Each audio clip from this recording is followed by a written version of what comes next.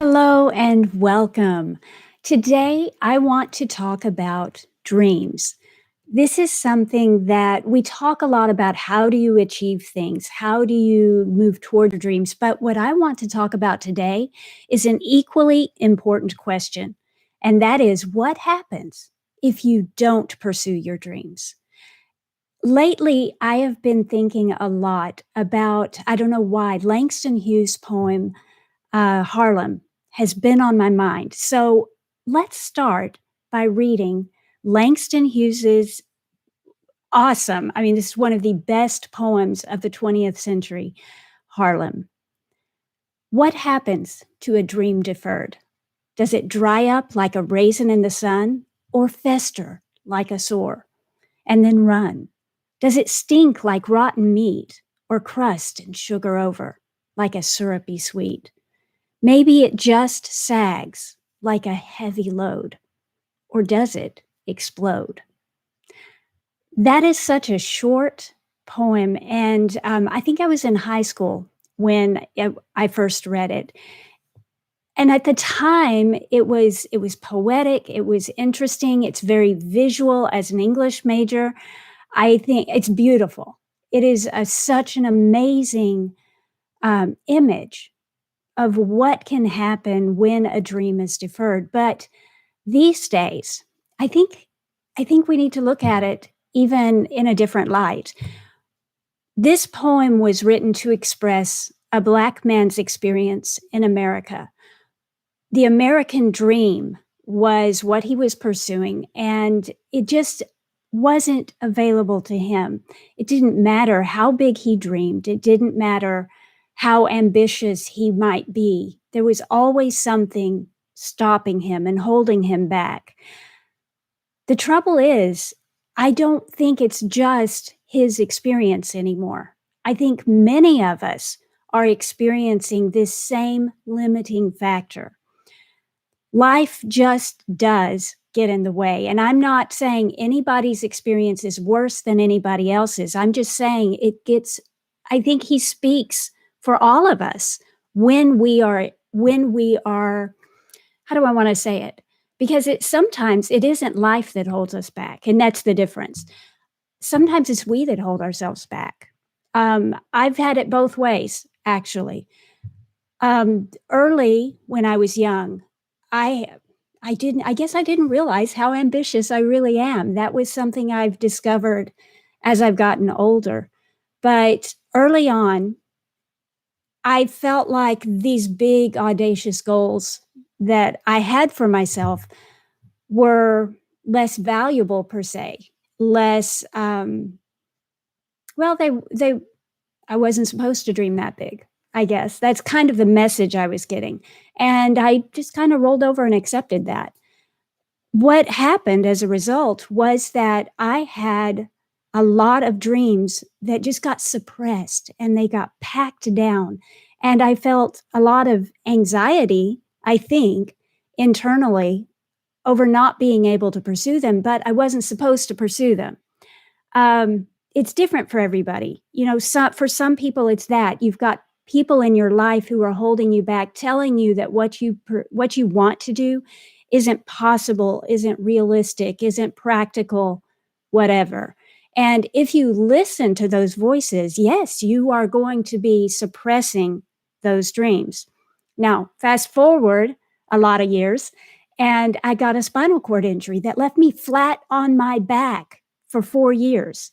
Another 2.5 years housebound. I couldn't, if I was, every now and then I'd have someone like take me to the mall so I could get out of the house. And there was one of these days, I literally got just inside the mall and I had to sit down and rest. And I had to say, that's it for today. I have to go back home. I literally just walked in the door and that was all I could manage. So in this case, it was life throwing me a curveball. And now I had just begun an agency. I had, let's see, was it 3 events? I think it was 3 events I had scheduled myself to, I had paid for these expensive tickets so I could go there and find clients, network, build my name in the industry. I had to cancel all of them. Here I was with this big idea that I was trying to pursue and build. I was trying to get clients, and all that was out the window. I was flat on my back. I had to find new ways to pursue them. Now, at least at this stage, people thought I couldn't do anything. I had people act like, oh, well, you've got all the time in the world. No, I'm working doubly hard to make up for the fact that I can't get out of bed. But it's not like people were holding me back. They had so few expectations of me. All I needed was, "Somebody please bring me my computer so I can get to work." Um, but in both cases, sometimes we hold ourselves back. Sometimes, the people around us hold us back. Sometimes life holds us back. And what that results in is this same feeling that we have dreams and they're being deferred. What happens? What happens? And I feel like Langston Hughes's poem perfectly describes the possible scenarios, the possible things that can happen internally to us when we don't respect our dreams. And I use that word carefully, respect, because a dream is an expression of who we really are deep inside. It isn't who we are. The dream, the thing that we do isn't who we are, but that dream comes out of who we are. It is an expression, and it's something. Now, granted, it may not make us perfectly happy, but we believe it will. And we should respect ourselves enough to take those kinds of things seriously, those kinds of messages from ourself we should listen to. So, what happens to a dream deferred? Does it dry up and shrivel like a raisin in the sun? For me, it didn't. I ignored my dream for a lot of years. I told myself my dream was to be a rich and famous writer. No joke. I was probably in second grade, maybe. I was 7 when that became my dream. And what was my goal? My goal was not just to be a writer. No, no. I wanted to be a rich and famous writer. And that when I started trying to write, first of all, I had had no encouragement. And yes, I have an English degree, but it taught me how to analyze literature. It taught me how to think, but it did not teach me how to write creative works, and it more particularly full length books. Um, so when I tried my hand at it, of course I failed. I failed by my I don't consider it a failure. If you know my philosophy on failure, you know this. But I didn't have the skills yet, and that's what I recognized, is that, I'm not there yet, and my first thought was that I think I need more life experience. Of course, I was in my early 20s, and I thought, well, if I have more life experience, I'll have things to write about. So that was my excuse, but I want to make it clear that's an excuse. So often we make up excuses for ourselves to help explain away why the dream is being deferred. We're trying to comfort ourselves, to put salve on this open wound of this dream that's being deferred. So does it dry up in the sun? No, it does not. It does sit there hurting. Does it fester? And ooh, he gets really graphic here, and ooze and stink like rotten meat. I think they can. It depends on the dream, and it depends on why you're being held back.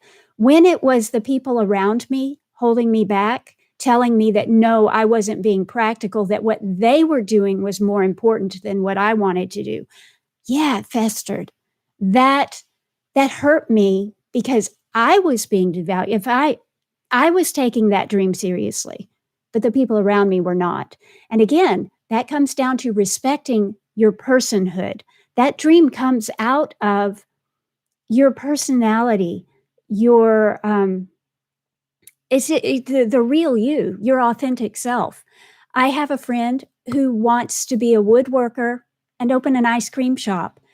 And from knowing him, that is a true expression of his authentic self. And I love that. I love that that's his dream. I know someone else who um, loves living by the water and fishing every day, eating fish for dinner. Um, that's an authentic dream for that person. There are so many different types of dreams, and all of them are audacious in a way because dreams take us outside the norm. A good dream, a dream that's truly authentic, won't look like anything you've ever seen before. It won't fit society's expectations of you. It will be impractical. It might be a dream that could earn you money, that could make you rich, or it might be practical in that way, but more than likely, it isn't. More than likely, it's daring, it's risky. You could potentially lose something if you pursue it. But does that make it something you shouldn't pursue? I say no. And if you are told you cannot pursue it, yes, it will likely fester. You will feel angry, you will feel frustrated, and that frustration will come out in different ways. Maybe it just sags like a heavy load. That's the final option. And I think this was very, very true for me, especially once I was stuck in bed. At this point, life was holding me back. This was something out of anybody's control, and I had no idea if I was going to be able to overcome it. Many, many people are in this situation. They're people are like, "Oh, if you can achieve anything you want." And I actually say that and I believe it, but only to a degree. There are some things you can't overcome. I am it's a miracle that I can walk, and I still can't do everything I want to do. If I go out shopping and if we go to a handful of stores or if I've stood too long, my back stops holding me up. I do have to go lay down. Um, so it's that's out of my control. The idea of, like, going to a theme park, no, that's not something I can even consider. I could if I sat in a wheelchair, but, do I really wanna do that? I might if it was a fun enough event, but I have to think that way. Um, that's not something I can just will myself to overcome. So some dreams are heavy burdens. They aren't something that you can devise a plan for and say, okay, I'm gonna overcome this and get back what I have been denied or get back what I have lost. That said, you can overcome some things if you think creatively enough. So I am going to say the thing that I said may or may not be true. I believe that you can create a life you love. I believe that you can create open doors and opportunities for yourself that allow you to create the life you love, even if you have obstacles you can't overcome. See the difference there? I'm not telling you you can overcome the thing because you might not be able to.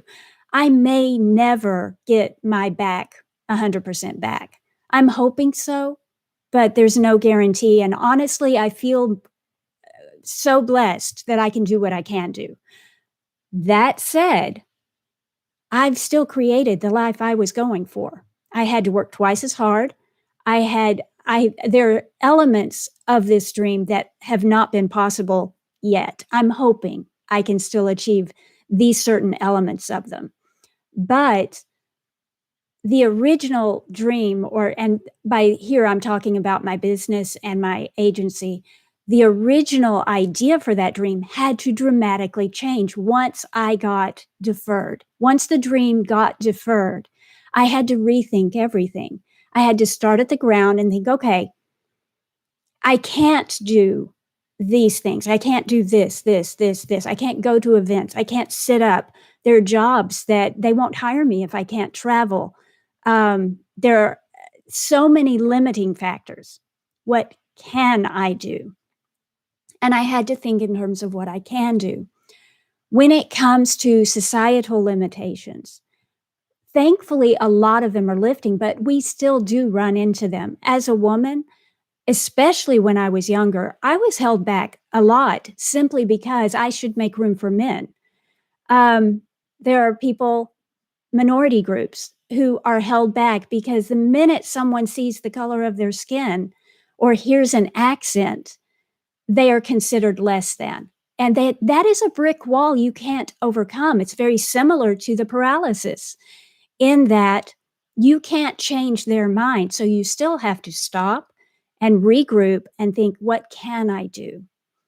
Now, there are people who the dream is you're holding back because you believe it's the right thing to do. When I was young, since I couldn't pursue my dream and since it wasn't practical, and since I decided I needed more life experience, all my energy went into helping all the people around me reach their dreams. And oh, yeah, they reach their dreams because I'm very good at that. Um, my husband became very good at what he was doing, and I supported him 100%. My children, I was there for them, talking them through their dreams, helping them nail it down, and I make it crystal clear so they knew what they were pursuing. But for years, I denied myself my dream. That was wrong of me, and what I discovered over the years was that it made me angry. There was a little bit of anger towards myself. This is the, um, does it run? Does it stink like rotten meat and sugar over? Yes, that's what happens when you yourself hold yourself back. Don't do that. If you have a big, audacious goal, if it sounds impractical, if it sounds like something you shouldn't follow, follow it. Do it anyway. Don't just commit to it, go all in. Now, you still have to be practical. I get this. You have to be able to pay your bills. But who says that that dream can't be your passion project that you work on every single day, despite having a full time job and a family? And I get it. I know I've been there. You can be so tired, but it's so tired that you can't pursue it. But the truth is, we do so many things that are just hobbies. We do so many things that are meaningless to us. We need to be doing the things that are meaningful to us. We need to commit to being our authentic self, like the deep internal thing that makes you so unique. You're not normal when you do it. And that's where your dreams come from. Take your dreams seriously. You don't want them to shrivel up and die because you will die with it. You don't want them to fester and create frustration and anger. And you don't want it to be a heavy load that just it weighs you down and keeps you from enjoying life. Life is for living, and you should live it your own way. So, this is what I want to leave you with. Your dreams are yours. Own them. Pursue them. And by all means, have a happy life. Have a life that on your last day you look back and say, "Yes, I lived it, and I lived it my way." That's all for today. We'll talk more next week.